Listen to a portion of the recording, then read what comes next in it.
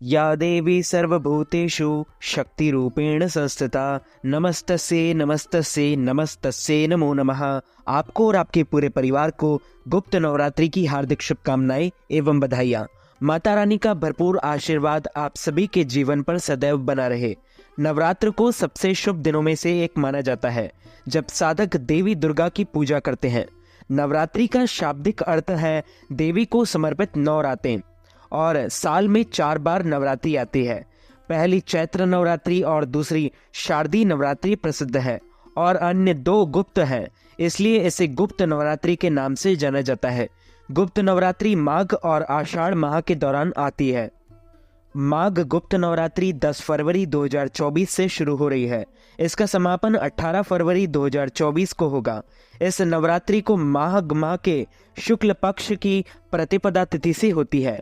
तंत्र साधना के लिए गुप्त नवरात्रि एक स्वर्णिम अवसर माना जाता है। माघ माह के शुक्ल पक्ष की प्रतिपदा तिथि 10 फरवरी 2024 को सुबह 4:28 पर शुरू होगी और 11 फरवरी 2024 को प्रातः 12:47 पर समाप्त होगी। माघ गुप्त नवरात्रि में घट स्थापना का जो शुभ मुहूर्त रहेगा वो 10 फरवरी 2024 को सुबह 8:45 से सुबह 10:10 तक रहेगा। इस दिन कलश स्थापना के लिए जो अभिजीत मुहूर्त रहेगा वो दोपहर 12:13 से दोपहर 12:58 तक रहेगा और मीन लग्न प्रारंभ होगा 10 फरवरी 2024 को सुबह 8:45 से। मीन लग्न का समापन 10 फरवरी 2024 को सुबह 10:10 पर हो जाएगा। गुप्त नवरात्रि में मां दुर्गा की 10 महाविद्या प्रकट हुई थी।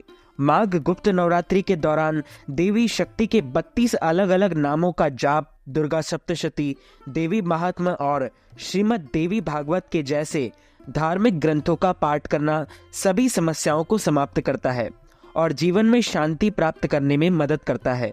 मान्यता है कि गुप्त नवरात्रि में की गई साधना जन्म कुंडली के समस्त दोषों को दूर करने वाली और धर्म, अर्थ, काम और मोक्ष को देने वाली होती है। गुप्त नवरात्रि हिंदुओं के बीच का एक बड़ा धार्मिक महत्व रखती है। ये 9 दिन पूरी तरह से देवी दुर्गा की पूजा के लिए समर्पित है।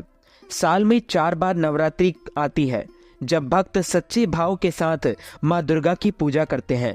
इस दौरान मां दुर्गा की गुप्त तरीके से पूजा की जाती है और इसका सीधा संबंध तंत्र विद्या से है। सभी साधक और तांत्रिक इस दिनों में देवी दुर्गा की पूजा करते हैं और देवी का आशीर्वाद मांगते हैं। यह सभी साधकों और तांत्रिकों के लिए विभिन्न पूजा अनुष्ठान जैसे हवन, तांत्रिक मंत्र का जाप, शाबर मंत्र का जाप, ध्यान, हठ योग और सख्त उपवास करके सिद्धि प्राप्त करने का सही समय है। गुप्त नवरात्रि के दौरान 9 दिन तक 10 महाविद्याओं की पूजा अर्चना गुप्त तरीके से की जाती है, इसलिए इसे गुप्त नवरात्रि के नाम से जाना जाता है।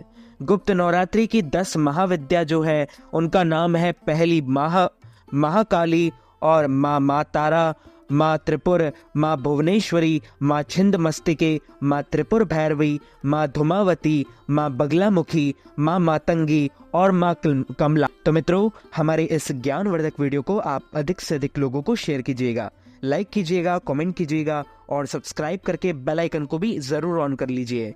ऐसे ही नए नए वीडियोस देखने के लिए आप सभी को सादर जय श्री कृष्ण, सादर जय माता दी।